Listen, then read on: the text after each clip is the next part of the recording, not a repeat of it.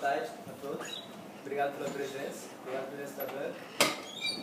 Meu trabalho é intitulado de Contribuições para o Controle de Qualidade de Dados de banco e Proteção Gráficos na Costa Brasileira.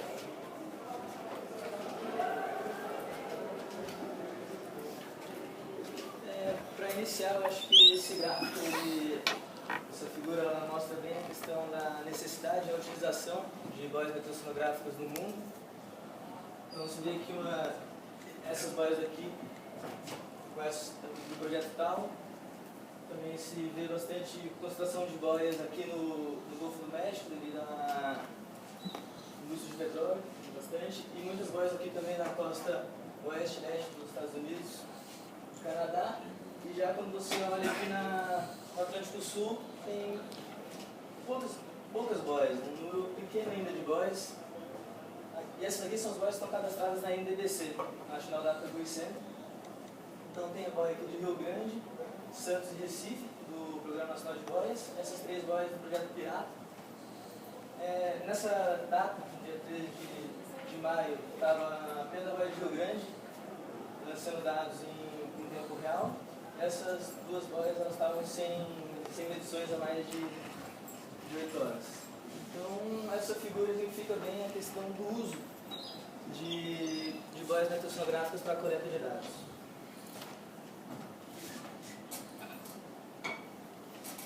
Esses sistemas de medições, eles geralmente medem velocidade, direção e radiada do vento, pressão atmosférica, temperatura do ar, da água, precipitação, ondas. E dentro do projeto pode ser instalados outros equipamentos, como LCPs para fazer perfil de correntes, CPDs, cadeia térmica, que geralmente se coloca nos primeiros semestres para ver variações da termoclima, gaiola de sedimento, entre outros equipamentos que podem ser acoplados tanto na boia de superfície como no sistema de fundeiro. Esse daqui é um esquema de funcionamento do sistema de aquisição, processamento e transmissão de dados. Então, basicamente, aqui ele foi dividido em casco, instrumentação, telemetria e energia. E a ideia é que os sensores coletam esses parâmetros e é feita a aquisição e processamento, armazenado no data log e enviado para telemetria e estação. Atualmente, esse trabalho, esse sistema de controle de qualidade, ele está sendo realizado nessa parte, depois da telemetria. Depois que o dado é enviado, chega, a gente pega esses dados brutos e os parâmetros processados e faz um controle de qualidade nessa parte. Tem essa ideia também, e é feita algumas boias, a parte do controle de qualidade junto com a aquisição e processamento dos dados. E isso é interessante porque você já armazena o dado no data logger com um descritor da qualidade, com os flags, e também na telemetria você já manda esse dado com a informação da qualidade da medição.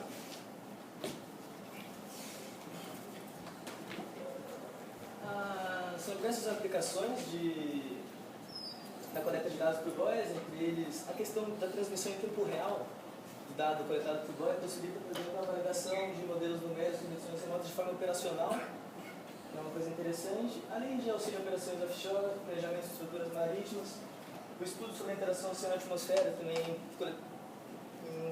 com dados coletados por boias, uma coisa interessante, visto a possibilidade de você medir os parâmetros tanto meteorológicos como da coluna da água de forma simultânea. Então isso possibilita um estudo importante sobre a interação oceano-atmosfera, além de fazer parte de bancos de dados ambientais, tanto nacionais como internacionais, e que precisa, para ele fazer parte desse banco de dados, o dado está qualificado com os escritores de qualidade de cada medição.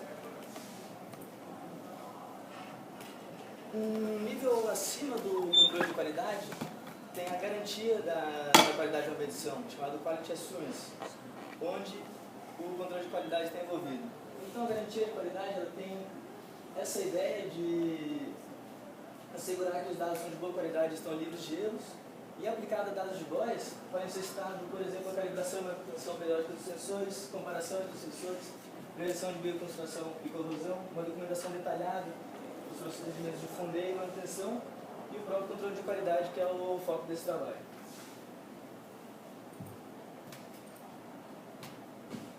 Então, o controle de qualidade parte de uma questão até mencionada pela Organização Mundial de Meteorologia, que diz que todos os dados medidos são perfeitos, mas se a sua qualidade é conhecida e demonstrada, eles podem ser utilizados de forma adequada. Então, o controle de qualidade ele ajuda a garantir que os dados tenham uma consistência boa e informa o usuário como os erros foram encontrados e os flags aplicados a esses dados, se eles foram corrigidos ou não. Então, o flag ele tem essa ideia de, a partir de alguns valores, você consegue o parâmetro. A altura significativa, por exemplo, e os flags, você consegue identificar se o dado está bom ou não, quais testes ele foi reprovado, e assim por diante. São diversas as fontes de consistência de dados, entre eles ele faz os sensores de transmissão. Nesse estudo até foi verificado que muitos dos erros que acontecem são devido à transmissão de dados. Erros computacionais, influência da linha de fundeio, presença de animais marinhos, vandalismo. Então aqui, por exemplo, um exemplo, seria difícil identificar que teriam alguns animais em cima da boia dele, se apareceria um sinal como uma onda grande, ou seja lá o que for. Então o controle de qualidade tenta identificar esses problemas. E embaixo uma figura que botaram umas grades ali para tentar evitar esse tipo de problema. Então o Gil Hausen ele comenta que os algoritmos de controle de qualidade formam a última linha de defesa para evitar que esses dados escuros sejam disponibilizados ao público. Esse daqui são os exemplos. A gente fez um programinha para simular algumas perturbações da série, até para a gente conseguir validar nossos algoritmos de controle de qualidade. Então alguns exemplos, por exemplo, dessas inconsistências podem acontecer: lacuna, o gap, spike, faixa, valores consecutivos iguais, valores consecutivos nulos, uma média deslocada ou uma taxa de variação, que é flagrado pelo teste de variabilidade temporal. Os testes de controle de qualidade nesse trabalho se basearam basicamente nesses dois manuais, da NDDC e Carter. E no manual da Carter eles comentam que os problemas utilizados no teste de controle de qualidade devem ser definidos baseados em conhecimento histórico ou estatísticas derivadas dos dados adquiridos recentemente. Então, a partir dessa frase deles que também surgiu um pouco a ideia e o objetivo desse trabalho, que é contribuir para o desenvolvimento de um sistema de controle de qualidade de dados de boias meteorológicas ajustável para a costa brasileira. A questão de ajustar para a costa brasileira, vamos tentar identificar quais os limites que acontecem, como é que os parâmetros que acontecem aqui na nossa costa eles se comportam para assim a gente conseguir otimizar esse teste de controle de qualidade. E para isso foram trabalhados então com 3 boias Axis com casco de 3 metros de diâmetro do PN Boia, de Santos, Florianópolis e Rio Grande. Esses daqui são os projetos de 10 boias de fundeio do PN Boia, sendo que a de Barra Norte, Fortaleza e Vitória ainda não estão instaladas. Parece que em agosto vai ser instalada a boia de Vitória. E ali um zoom nas 3 boias que a gente vai trabalhar. Com exceção das boias da Baía de Guanabara e do Ciodoc, em Arraial do Cabo, que está localizada a 25 metros de profundidade, a Baía de Guanabara, e 60 a do Ciodoc, o resto está tudo a aproximadamente 200 metros de profundidade, na quebra da plataforma continental. Esse é o período de medição das boias que vão ser trabalhadas. Então, até pela questão da validade dos dados, quando a gente baixou do site, a gente vai trabalhar com os parâmetros meteorológicos de temperatura do ar, vento, temperatura da água, pressão, só da boia de Rio Grande, que é esse período aqui. Esse período de medição nessa linha verde mais espessa são os parâmetros que vão ser trabalhados, e essas linhas mais finas são de dados brutos de onda, séries de RIV, deslocamento leste-oeste, norte-sul, que o pessoal do CHM disponibilizou para a gente, então são as séries brutas direto do cartão de memória.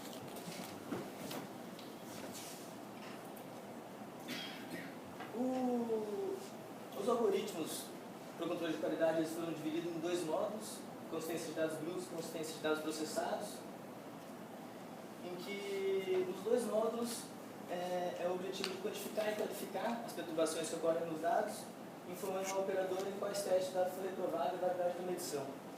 E talvez o que seja mais interessante nesse trabalho é que a gente utiliza não apenas flags pontuais, um valor de flag, mas uma matriz de flags.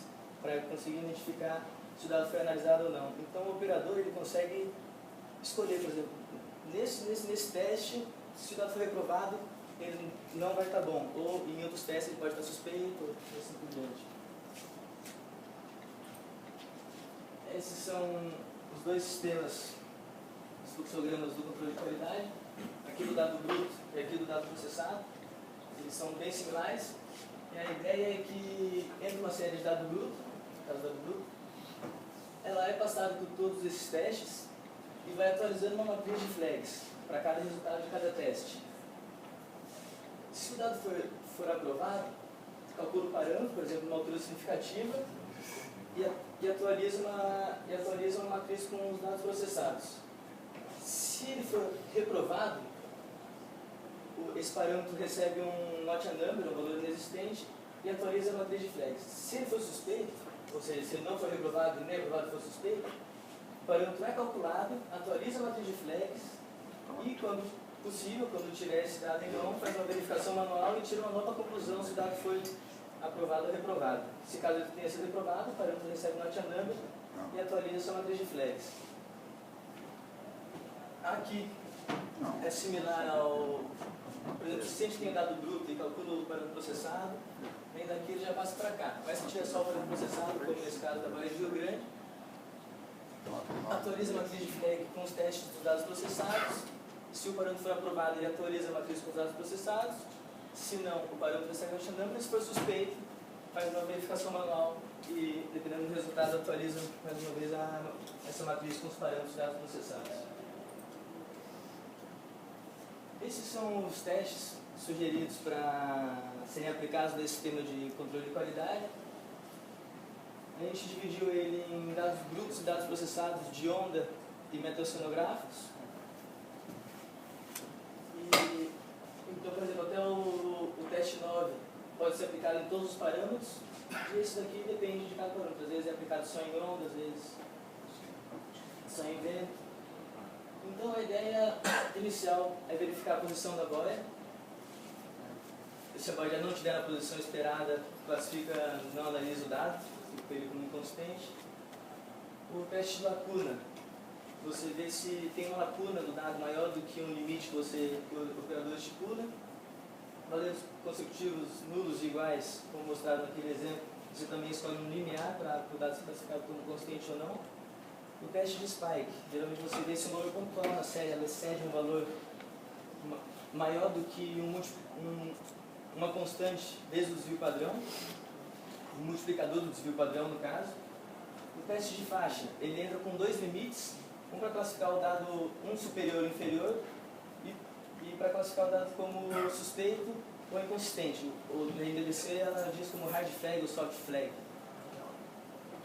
O teste de variabilidade temporal, a gente identifica se um valor no instante t mais 1 excede mais que um limite. Por exemplo, se a altura significativa da onda agora for 1 metro, daqui uma hora depois ela não pode, às vezes, ela tem um limite que ela pode aumentar ou diminuir.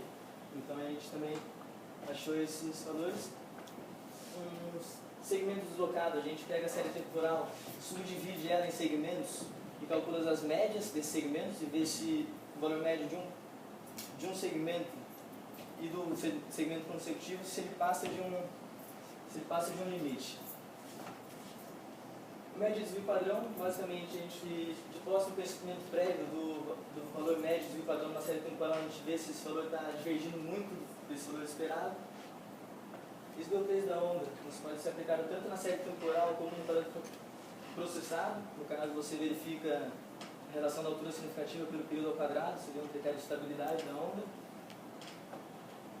A relação de altura máxima por altura significativa, isso é aplicado a dados de onda, porque, visto a característica das ondas do mar, tem muita ocorrência de ondas anormais, ondas que são muito maiores do que a esperada. Isso então tem uma busca para não classificar esses dados, que às vezes podem ser reais, como dados inconsistentes.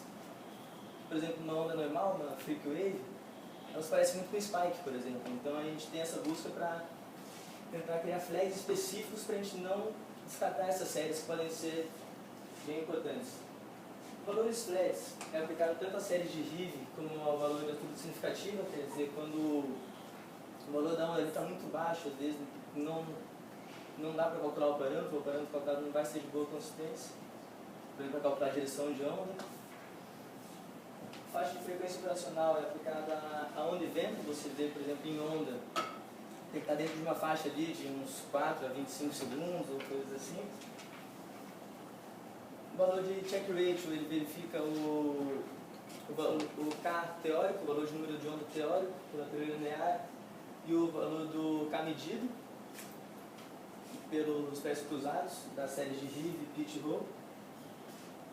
Uma relação de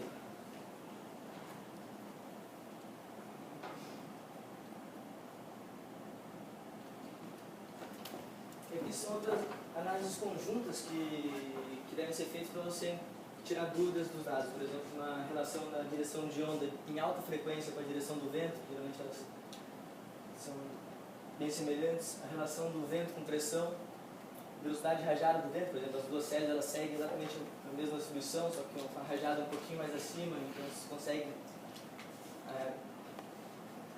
você consegue tirar algumas conclusões, tanto da velocidade rajada quanto da velocidade média, sobre a validade dessa medição e comparação com modelos numéricos.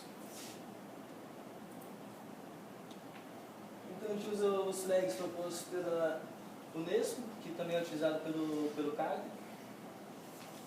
que classificado como bom, não avaliado, suspeito, ruim ou faltando.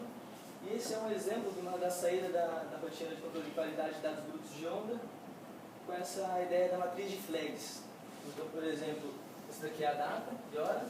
Essa coluna significa a série de Rive, deslocamento X e deslocamento Y, deslocamento leste-oeste e deslocamento norte-sul. Em que cada posição representa um teste e o valor representa se o dado foi aprovado ou reprovado. Então o operador, depois existe um outro programa que consegue ler essa matriz e de acordo com os critérios que o operador escolheu de dado aprovado ou reprovado, ele lê essa matriz e tira a conclusão se o dado está aprovado ou reprovado.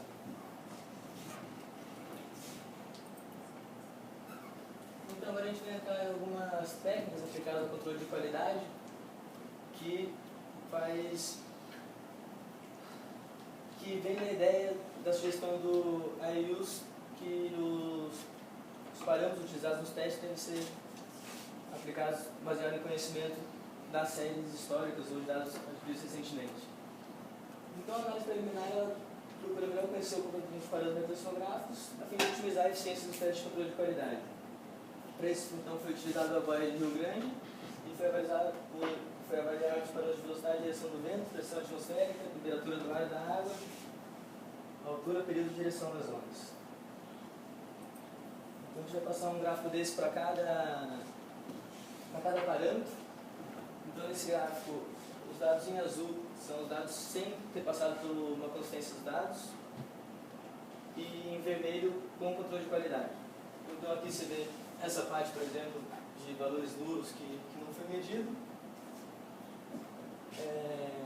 Esse gráfico aqui, para ter uma ideia da distribuição e se ele se aproxima ou não de uma curva normal, mostrando o valor médio, o desvio padrão, a mediana e o desvio superior aqui. A gente usou o desvio superior em vez de valor máximo, até porque os dados, tudo tem alguns valores escuros, pode ser não, aconteceu do controle de qualidade não pegar todos os dados que estão ruins. Então às vezes tem um spike que quando a gente calcular o valor máximo, ele vai dar o valor como sendo spike então para tentar mascarar um pouco o spike a gente usou o percentil de 90% para tentar achar mais ou menos os extremos dessa distribuição. E a relação da média com a mediana te dá uma ideia da normalidade da série. Então aqui daí direção do vento. Uma vez que a velocidade do vento for reprovada, automaticamente o algoritmo de controle de qualidade também reprova a direção do vento. Além de verificar aqui talvez uma consistência dos dados, parece que eles estão meio razoáveis de nordeste, leste, outros de sul, sudoeste. E esse gráfico aqui também mostra a ideia de que o valor médio de direção, às vezes, ele não diz exatamente o que significa o que está acontecendo no ambiente. Por exemplo, você vê que as maiores ocorrências são aqui de leste e um sudoeste, e o valor médio sul, né?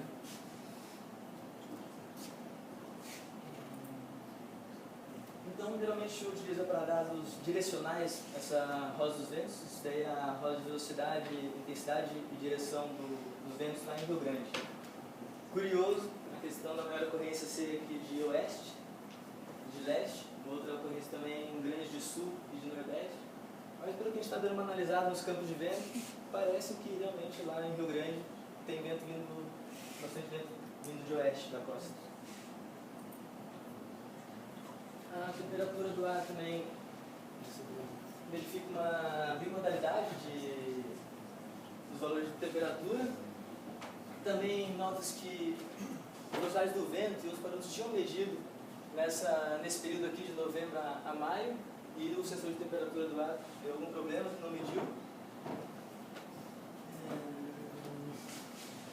E verifica também a questão da variabilidade sazonal dos dados, que devem estar relacionados a essas duas distribuições aqui de verão e inverno.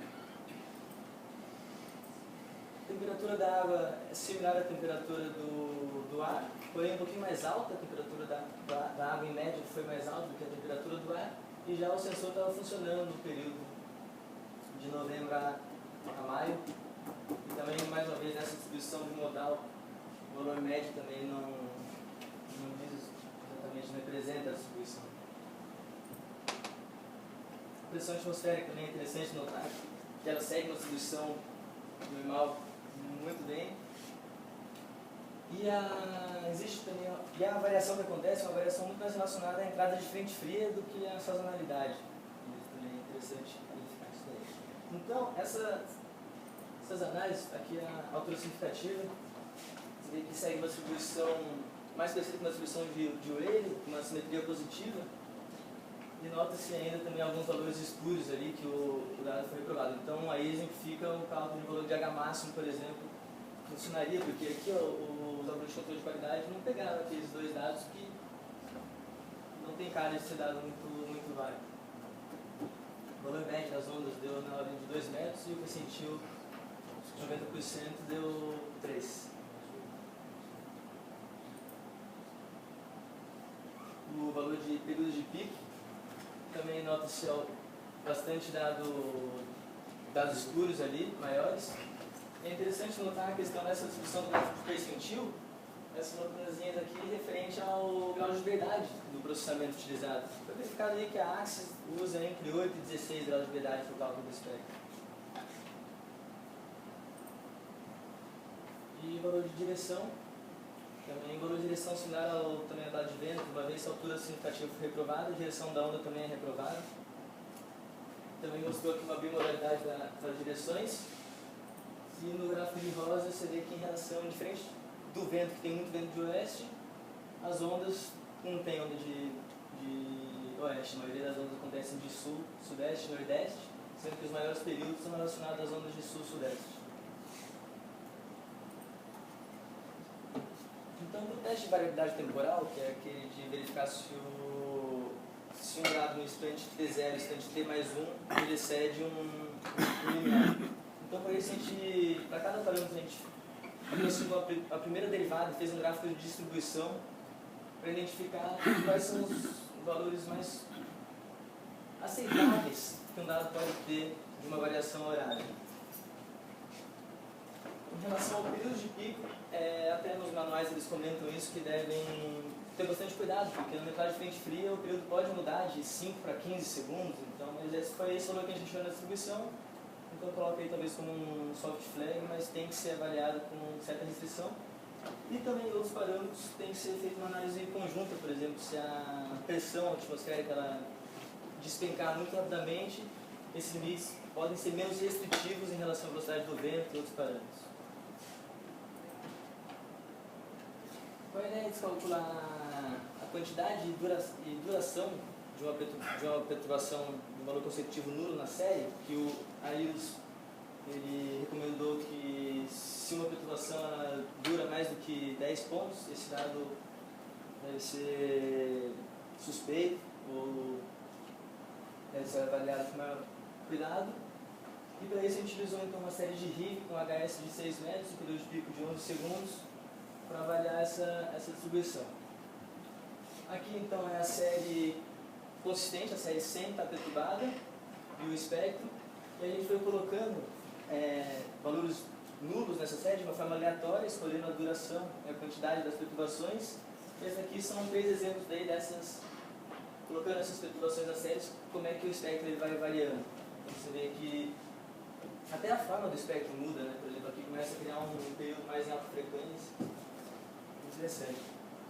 E daí aqui um gráfico em 3 dimensões para identificar a influência da quantidade e duração da perturbação. E daí, diferente do AIUS, que utiliza apenas uma quantidade de perturbações, aqui a gente vai tentar achar uma relação da quantidade e duração dessas perturbações, valores consecutivos nulos, para verificar se o dado é válido ou não.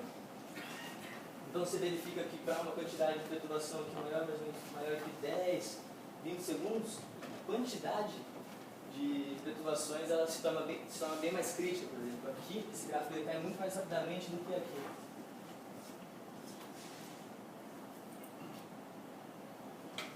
Na ideia do teste de spike, que ele verifica se um valor pontual ele é maior do que a média, mais um multiplicador do desvio padrão, a gente isolando esse multiplicador do desvio padrão, a gente tem essa distribuição aqui, que é representada por esse histograma, que você verifica que os valores máximos e mínimos do multiplicador do desvio padrão ficam entre mais ou menos 5. Ou seja, qualquer valor que passe, qualquer valor pontual que passe a média mais 5 vezes o desvio padrão, ele provavelmente é classificado daí como um spike. A gente fez essa série de histograma, a gente fez utilizando dados horários de VIV com 1024 pontos do período de junho, julho e agosto de 2009, até que foram períodos bastante energéticos. Então, com a ideia de evitar que o teste de spike classifique uma série de onda normal que pode estar válida como um spike, a gente propôs esse teste da relação de H máximo por HS para identificar então a ocorrência de ondas transientes e a letal analista realizar uma análise mais detalhada da série. Ock, em 98, classificou uma onda transiente, ou freak wave, como uma relação da altura individual da onda série temporal pela altura significativa maior que 2.1.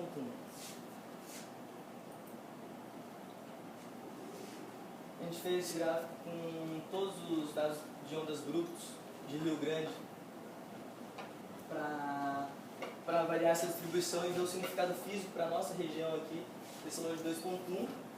Essa daqui é a curva de 2.1. Isso daqui realmente são muito poucos dados que acontecem superior a essa relação. Então, das 16.782 séries analisadas, séries horárias analisadas, 14.693 foram aprovadas como válidas nos testes de consistência e 96, e dessas 14.000, apenas 96 passaram no critério de H max por HS maior que 2.1. Com o objetivo de analisar essas séries mais extremas, a gente foi colocando alguns valores também de limiar de altura significativa e com altura significativa, então com a relação de H max por HS maior que 2.1 e altura significativa maior que 3,5, apenas 4 ondas foram classificadas como ondas transientes. Dessas 4, 2 a gente analisou manualmente e viu que pode ser erros, porque ela estava numa forma um pouco estranha. Então as outras 2 a gente mostra um exemplo aqui. Antes disso, a gente encontrou então a relação de H max por HS 2.1, que bate com o que o grupinho encontrou ali na bacia de Campos, analisando uma baía de Rio Pittsburgh. E essas são as 2 séries que a gente achou mais interessantes, das 4 selecionadas, com H máximo HS maior que 2.1 e altura significativa maior que 3,5. Essa foi uma das séries que a gente classificou. Essa linha representa 5 vezes o desvio padrão e 4 vezes o desvio padrão. E o que é interessante notar é que, para um teste de spike de 4 vezes o desvio padrão, essa série ela ia ser classificada como um spike, e já para 5, não. E aqui um zoom dessa relação aqui da maior onda. Então você vê que tem bem cara de uma onda transiente mesmo, é uma série interessante. E quando você você analisa o espectro, vê que o espectro é de banda larga, ou de banda larga, o que é coerente com os estudos que têm sido feitos de ondas transientes, que a ocorrência é mais comum em um espectro de banda larga. Isso daqui é um outro exemplo, a maior onda acontecendo ali, que também equivale à mesma coisa no teste de spike. Ela seria classificada como spike para 4 vezes o desvio padrão e não seria classificada como spike para 5 vezes o desvio padrão. E essa onda aqui, ela tipo, foi muito legal, assim, ela parece aquela wave de chapéu mexicano. Interessante essa série, até com uma crista maior do que o cavado, que é bem parecido com essa imagem. E também o espectro de banda larga com 2 picos ali, bastante energéticos. Alguns manuais eles recomendam o estudo do espectro de fase e coerência. Você vê a fase entre a série de Rive, Pitch Roll, ou Rive, deslocamento X, deslocamento leste-oeste. Essas são as equações de Rive, Pitch Roll. E teoricamente elas têm que ter essa fase entre Rive e Pitch, e Rive Roll 90 graus, e entre Pitch e Roll elas têm que estar em fase. Então escolheu esse cenário, na verdade escolheu 2 cenários aqui, um com uma onda bem grande, vindo de sul-sudoeste, e uma outra onda baixa com uma direção de leste, para identificar como é que a fase e a coerência elas se comportam. E verificou que para a onda grande de sul-sudoeste, todas as séries, todos os espécies cruzados de Rive, Pitch, Rive Roll e Pitch Roll, no caso deslocamentos X e Y, mas que é equivalente, tem uma coerência alta e a fase também se parece estável, como a teoria diz. No espectro de Pitch Roll ela fica mais ou menos aqui em 0 graus, e nas outras ela fica aproximadamente 70, 80, não exatamente 90, mas ela está bem legal. E já nesse outro cenário, como a ondulação está vindo de leste, só tem oscilação em leste-oeste, na série de deslocamento leste-oeste. Você verifica aqui que apenas ela apresenta uma coerência alta, então se analisa na fase, também bateu ali nos 100 graus, também funcionando. Então esse é um teste que talvez ele pode classificar o dado como suspeito, não classificar o dado aprovado ou reprovado, mas sim como um dado suspeito. Então é um teste que eu acho que pode ser aplicado, e é similar também ao teste de check rate, não similar, mas também mostra essa relação entre as séries.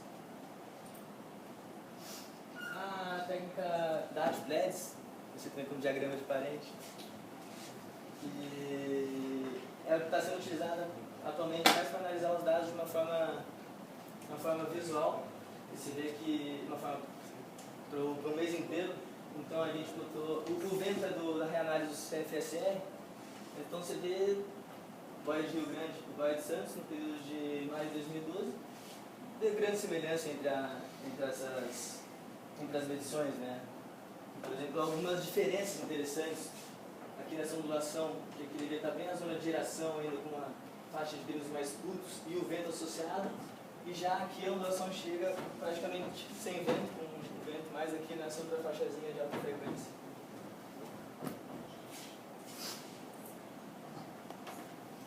Comparação com o modelo numérico, a gente avaliou utilizando as ondas com o modelo WaveOdd e o vento de reanálise do CFSR. Você vê valores de bias aqui de altura significativa de 10 centímetros, bem baixo, índice de espalhamento de até 20% em ondas.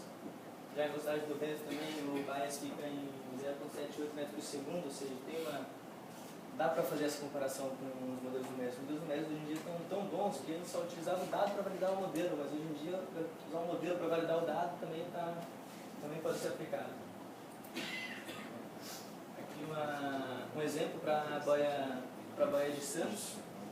Você vê o modelo pegando muito bem. Ainda em eventos extremos, o modelo ainda não consegue realmente acompanhar a questão de altura significativa, mas o período da direção pega legal.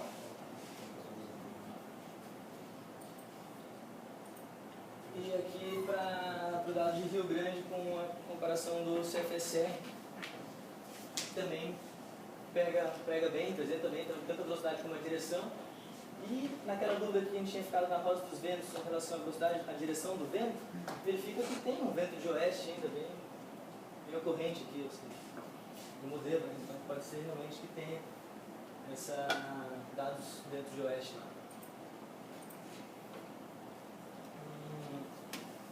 Então isso daqui, a gente pegou os parâmetros baixados do site do GUS Brasil, que foram baixados no total, o comprimento do arquivo.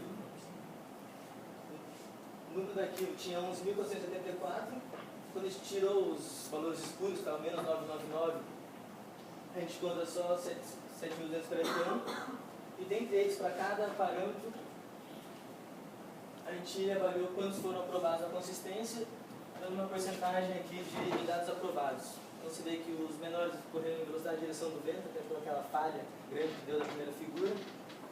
E já os parâmetros de temperatura da água e pressão, bastante dados foram aprovados. E os valores também de altura também apresentaram uma porcentagem alta de dados aprovados. Mas a questão é mais ou menos essa. A questão de dados enviados foram esses e os valores válidos só 7.000. Então, por isso que a gente até falou da questão da transmissão dos dados, que pode estar tendo alguns problemas. Esse daqui é um gráfico comparando em azul é o parâmetro calculado pela Axis, mas que fica salvo no cartão de memória. O CQ é o nosso processamento, que a gente pegou a série de RIV, deslocamento X, deslocamento Y, reprocessando e calculando os parâmetros. E o do GUS, o dado baixado por telemetria. Então você vê que os dados eles estão bons, muito bons, porém no GUS você ainda vê muitos dados faltando. Teve essa questão aqui que não fiz uma análise muito aprofundada para ver o que aconteceu, né? Que foi até interessante, que o dado do GUS bateu mais às vezes com o nosso processamento do que do da própria Axis. Exatamente, minha direção também batendo legal. E se vê que no GUS também acontece, que aqui a gente acabou diminuindo a janela, mas no GUS ainda tinha alguns dados que vinham errados. Realmente erro de transmissão.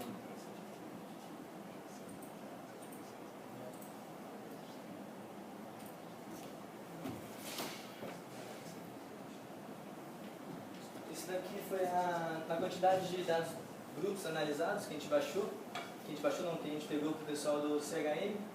Foram disponibilizados essa quantidade de arquivos horários e a quantidade de dados aprovados e a porcentagem. Isso daqui não necessariamente a gente pode entender a questão do funcionamento da boia, porque às vezes esses dados ainda, a boia podia estar no navio sendo instalada, ou então depois que foi resgatada ainda não desligou o sistema da boia, então tem essa questão, mas são esses valores que a gente encontrou de dados aprovados. Então aqui umas análises auxiliares, ou análises complementares para tirar dúvidas a respeito de alguns dados que podem ter ficado suspeitos. A gente vai analisar, no caso, uma propagação de ondas na costa brasileira e uma variação de eventos extremos. Isso daqui a gente plotando então uma série onde tinha medição simultânea nas três boias. Verifica aqui assim, claramente uma chegada, primeiro uma ondulação aqui na boia de Rio Grande, depois Florianópolis, depois Santos. Um período também acompanhando eles. Então foi feito aquele cálculo teórico da velocidade de grupo em águas profundas para identificar mais ou menos esse valor teórico batia com o valor medido e se achou que a velocidade estimada a partir da distância entre as boias e o período de pico e a velocidade teórica, calcular a teoria linear e se vê que bate bem. Então essa análise conjunta dos dados, por exemplo, permite praticamente fazer uma previsão a partir de dados. Você vendo que tal ondulação chegou na boia de Rio Grande com tal período, com tal direção, pode ser que ela chegue na boia de Florianópolis em tanto tempo. Chegou na boia de Florianópolis, pode ser que ela chegue na boia de Santos, então você vai fazer uma previsão a partir de dados. Isso é uma coisa interessante. E esse daqui foi o evento mais extremo da boia de Rio Grande. A gente foi encontrado ali um HS de 6 metros, um HN0, altura significativa calculada no domínio da frequência de 6.8, um período de 11 segundos, uma direção do sudeste. Então a questão já fica meio, uma ondulação tão grande assim do sudeste, no período ainda de dezembro, já fica meio na dúvida. Daí a gente fez análise aqui da Plex, maior evento aconteceu aqui, então realmente foi um evento bastante energético, associado a ventos bem fortes. No campo de vento você vê um ciclone se formando em cima da boia, praticamente. É interessante. E analisando a série temporal, ela não seria classificada como spike, nem com 4, nem com 5 desvio padrão. Foi um espectro aqui. Ele parece ser de banda estreita, talvez porque esse pico é muito grande, mas ainda tem aqui uma energia mais na nossa frequência, né? Que o pico foi tão maior que parece que o espectro era de banda estreita, mas aqui é a direção média por frequência, essa linha aqui é da frequência de pico. Então você vê que ele teve uma estabilidade aqui numa direção de mais ou menos uns 130, 135 graus. Então dei umas conclusões aqui que chegaram nesse trabalho. Os algoritmos eles se mostraram eficientes em retirar os dados inválidos. O sistema de controle de qualidade fornece uma matriz de flags, que talvez acho que foi a principal questão que eu achei desse trabalho, foi essa parte da matriz de flags. E que muitos dados de telemetria chegam em terra como dado inexistente, mas quando vai se olhar no cartão de memória o dado está lá e de boa qualidade. Então sugerindo que a maioria dos erros acontece na transmissão. A melhoria dos algoritmos de controle de qualidade e a automatização desses testes de controle de qualidade pode contribuir com bancos de dados oceanográficos. Propõe-se também a utilização dos algoritmos de forma automática, tanto na boia como após a telemetria. E também a questão do operador verificar os dados suspeitos para tirar conclusões dos dados é essencial. A análise visual talvez é a melhor teste de controle de qualidade para dados. E o controle de qualidade, o sistema de controle de qualidade, então ele tem essa ideia de informar o analista, quando recebe aquela batelada de dados, fala assim, ó, tem que olhar esse dado com mais cuidado, esse dado com mais cuidado. O controle de qualidade, então, ele faz isso, ele fala assim, ó, operador, olha aquele dado com mais cuidado, isso daqui nem precisa olhar que já está ruim, ou coisas desse tipo. E a questão do processamento das outras boias do PNBOIA, visto o tamanho da nossa costa, com parâmetros de onda e vento que variam muito, é necessário um processamento das boias do PNBOIA visando o controle de qualidade para tentar otimizar os testes de controle de qualidade. Acho que faltou mais um aqui. Uma recomendação futura é uma documentação do tipo de processamento e controle de qualidade que o dado foi submetido para fazer parte desse banco de dados. Continuar esse trabalho em conjunto com a Marinha do Brasil, Petrobras e outras instituições de pesquisa para os procedimentos serem padronizados, por exemplo. Seria muito bom se a questão do que a Petrobras fizesse, que vai com o que a Marinha faz, que vai com o que outras empresas fazem, e assim a gente tentar desenvolver ou contribuir todas essas instituições no mesmo algoritmo, ou então propondo testes e então talvez fazendo a mesma coisa. E uma automatização dos algoritmos desenvolvidos e criação de procedimentos de análise de flags, que seria a questão do operador criar um procedimento para analisar aquela matriz de flags com os resultados dos testes.